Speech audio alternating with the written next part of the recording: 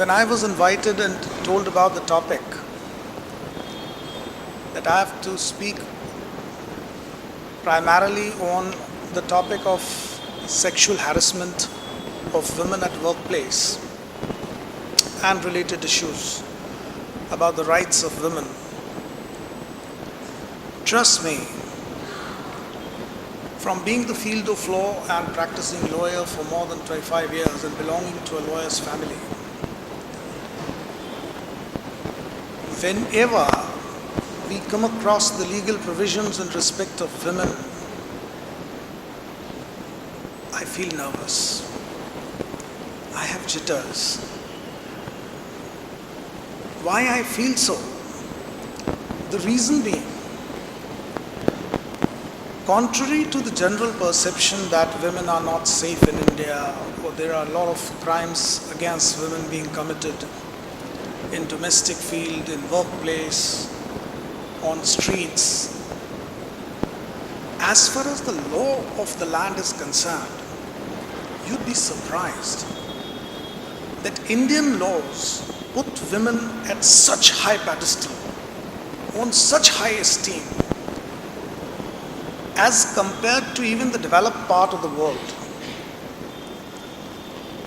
When I say the developed part of the world, I include USA, Europe, Canada, Australia, Japan, and most of such countries. As far as my limited knowledge of law is concerned, I have found with the comparative study of these nations vis-a-vis India, that Indian laws are far superior. But if still, in some areas they're failing us, the reason being that we may be lacking or lackadaisical in our approach towards these laws, maybe the implementation part, or more so, my analysis is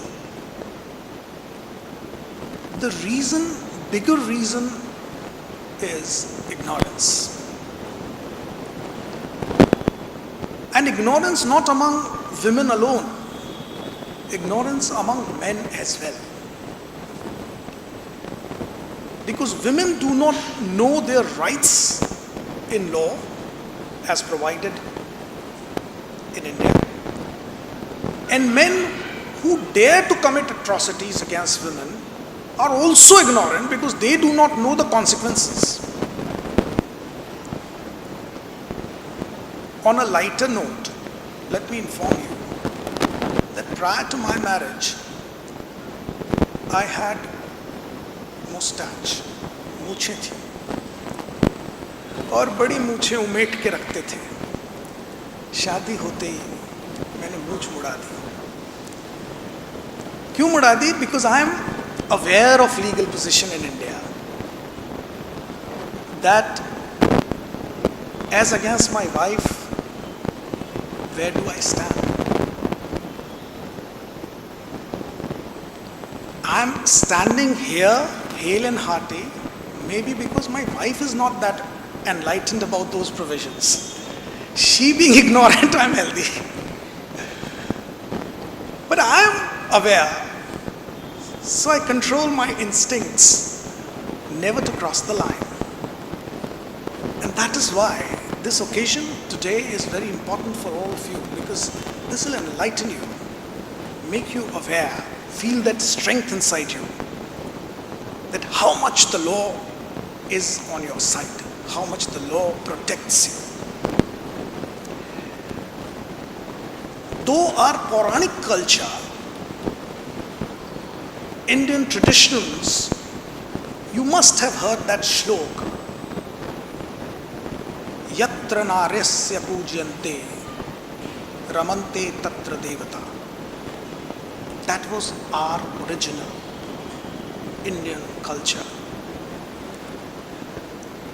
This was on a very positive note to encourage people to respect women. But if we go across the boundaries of India, in English culture, in a negative way, the same proposition has been propagated to discourage people not to disrespect, or not to disrespect women by saying a woman's scorn, hell hath no fury like a woman's scorn. So everybody basically more or less tried to bring or to instill that culture in the society to respect women.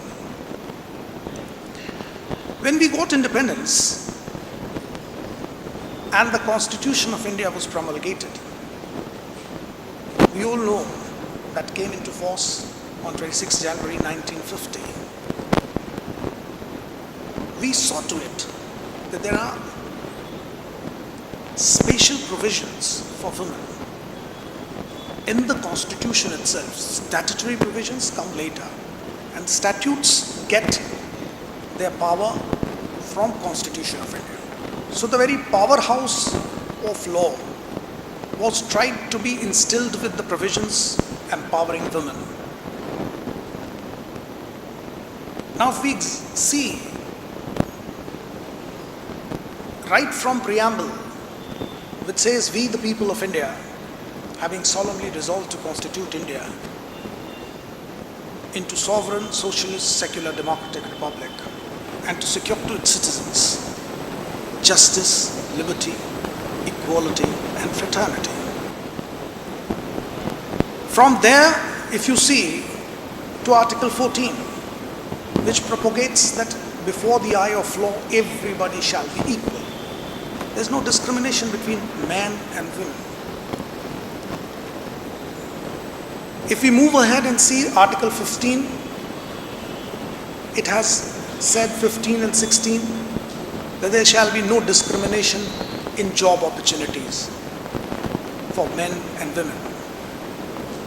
Article 19, subclause 1, subclause G, gives you liberty as a citizen of India, treating you to choose your own vocation, profession, business, trade. Nobody can prohibit you. The criteria is simpliciter that you, as a person, not men, women, there's no discrimination. Article 21, if we talk, which talks about the right of life and liberty. It looks very innocuous one-line article under the Constitution of India. But if you see the judgments of Supreme Court interpreting that provision, that one line has been stretched to so much to cover that you'd be surprised that in Asian Labour Case 1984 Supreme Court,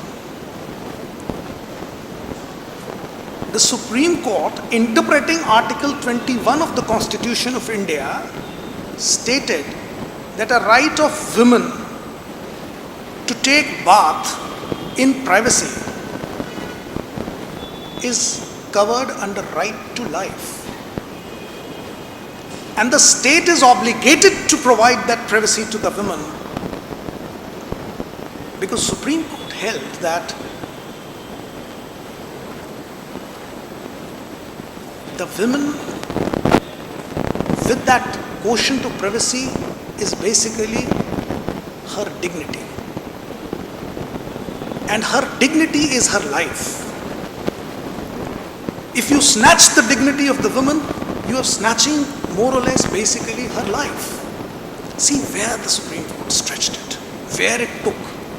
And that is why I said, we in India, in our laws, keep women in such high esteem that it is beyond belief. Could you ever imagine when you just read that Article 21, which says every citizen of India has right to life and liberty, or rather every person. At that time you must not have assumed that this could be stretched to mean this as well, that the right of women to take bath in privacy is her right to life.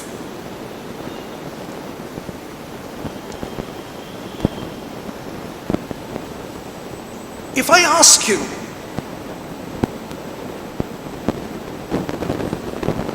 can you define woman? most of your women, girls over here, have you ever given a thought, what can be a definition of women? You must have read a lot of literature where women are glorified. Now from childhood till date, whatever literature from English language or Hindi language or wherever, it's in full abundance of literature on women, her qualities. But can you define women? The Supreme Court of India did it.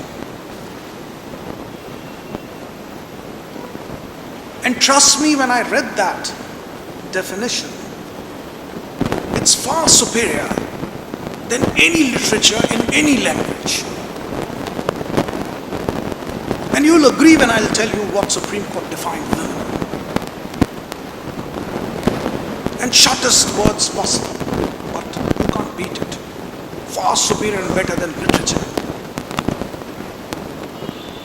In state of Punjab versus Major Singh, 1967 Supreme Court, the Supreme Court defined women as modesty personified. Can you beat that? Pure and simple. Women are modesty personified. The Supreme Court went further to explain that the essence of women is her modesty. Whether the woman is minor or adult, she is intelligent or imbecile, whether she is awake or asleep, she is modesty personified. And that modesty which is capable of being outraged by a man, and there will not be a defense that the women did not react. So there's no question of outraging her modesty. The Supreme Court in this judgment said that no,